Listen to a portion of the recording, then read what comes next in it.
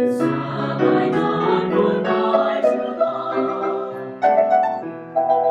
you. Well, a holiday musical tradition here at Saddleback College is the Feast of Lights. A wonderful presentation, and you heard some of the music just behind us here of the wonderful chorus. We have the director of that chorus, Scott Farthing, with us right now. Good to see you again, Scott. Thank you for coming out here. It is fantastic, and tell us about the history of a Feast of Lights. Feast of Lights is, we think, is the oldest tradition at Saddleback College. Over 30 years, the choirs and symphony orchestra have been doing this production, and it's based around a song entitled Feast of Lights. And so every year we have done, that is the common denominator, every year is that particular song. And so we have taken that tradition and built on it and made it our own. And it's a lovely event. So we have catering that all of the audience gets lovely food, and, nice. And yeah, it's beautiful. And the whole auditorium is decorated with a lot of lights and trees and beautiful ornaments. It's a lovely event, and I think at this particular time of year in 2016, we need all the kind of joyful events that we can find. I think we do. Tell us some of the songs that folks are going to be doing. So the song Feast of Lights, we have a beautiful song by the composer Debbie Friedman called Lechilach that we'll be doing. Sleigh Ride, the orchestra plays every year, and our college president will be conducting it this year for one of our performances. We have the song Tomorrow Shall Be My Dancing Day, which we just heard. And my favorite part of the show is when we do a sing-along. And this year we're doing a sing-along that is written by our staff pianist and staff arranger, Catherine Tibbetts, which will have Yourself a Merry Little Christmas, Feliz Navidad, and Deck the Halls. So it's a fun thing, and everybody gets to sing, and singing with a full orchestra, so who can beat that? Yeah, exactly. And I know over the years, this has just become such a wonderful treat for the community around here. It kind of gets you in the holiday spirit. Well, I think it does. And I think that the more people, the outside news can be so dark. Right. And there's so much so much negativity in the world. And I think that people coming to our concert is kind of a sign that they're looking for something more and looking for something joyful. And this is the time of year everybody likes to be nostalgic.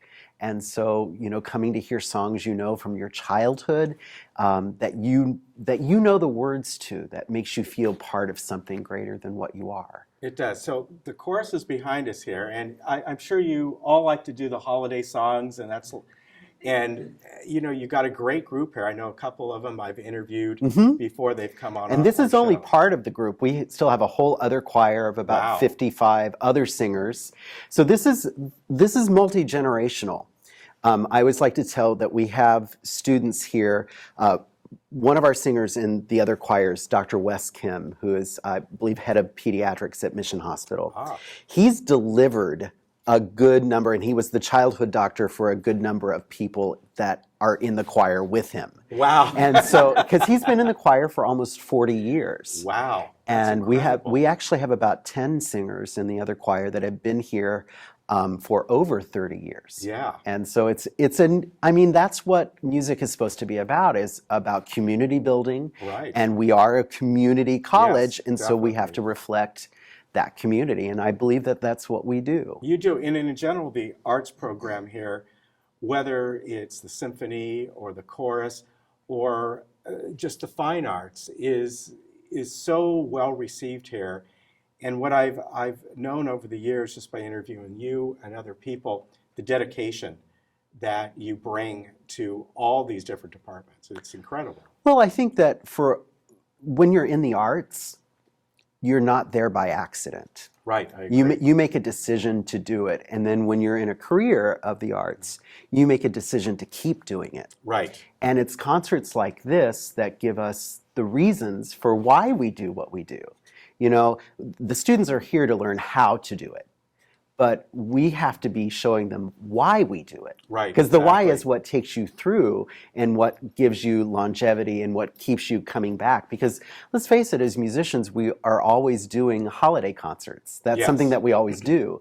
And you can get tired of it until you remember that people are there because they need it. Yeah, You exactly. know, and the idea of giving back to your community and giving them something, you know, kind of a medicine, if you will, that can get them through the next 4 weeks. Right. And if they have a good experience, then they have a little bit more joy. And I think that's really important. I think that's why we do what we do. I think it's very true. And you brought up a point that even though you do this every year, in entertainment in general, just on stage, performers are doing that every night. Mm-hmm.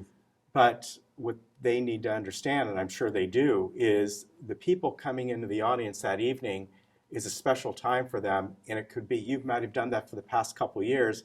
This is the first time they're seeing that. Well, you know, we talk a lot about music being sacred. Right. And to me, that's the sacred part of it, Mm-hmm. is that you're sharing something that you've done repeatedly and you've grown accustomed to, and it's part of who you are. But somebody is coming and meeting you Right. that has not done that. And that bond and that kind of intimacy that you share with the audience, that to me is one of the most important things and one of the most special things that we have. Exactly. Yeah, you certainly do. As far as gathering the people to do a Feast of the Lights, are they your entire chorus, or do you have to try out for it? How does that work? We do have auditions for the choirs. The audition process is, you know, really easy because people that want to sing in a choir have to have some knowledge about wanting to sing in a choir. They have to know they want to, and Right. already that kind of determines that there is previous experience Right, or exactly. a previous, you know, I want to try that. And so for choirs, that's certainly a different thing than when they come to play in the orchestra, because you have to have, you know, a lot of experience in order to pick up a violin Right, and exactly. play it, you know. And that is something that takes a completely different background and a much more specialized. We're singing, I believe that everybody has that tool. And Not me. no, I disagree. I give me 5 minutes. All right. Give me 5 someday. We'll do it. Okay. We'll do it on air. Just you'll have, yeah, you'll have auto tune ready. Yeah, for well, me, right? no, Yeah, you don't. okay. You won't need it. But Okay. but because everybody has that need to express with their bodies or express with their voice emotional content. Right. Because that's really Yeah, what that's singing true. is That's an true. extension of emotion, and getting everybody to do it at the same time. Now that's the challenge. Yeah. You know, and that's also the fun part, because in order to be a good singer, you also have to be incredibly sympathetic That's and true. empathetic to people around you and be willing to compromise. And Yeah. that's the fun part of it. That's Well, the psychology. People are going to have a lot of fun. A Feast of Lights is coming up December 2nd, 3rd, and 4th at the McKinney Theater right here at Saddleback College. And you can go onto the Saddleback College website, find out more about it.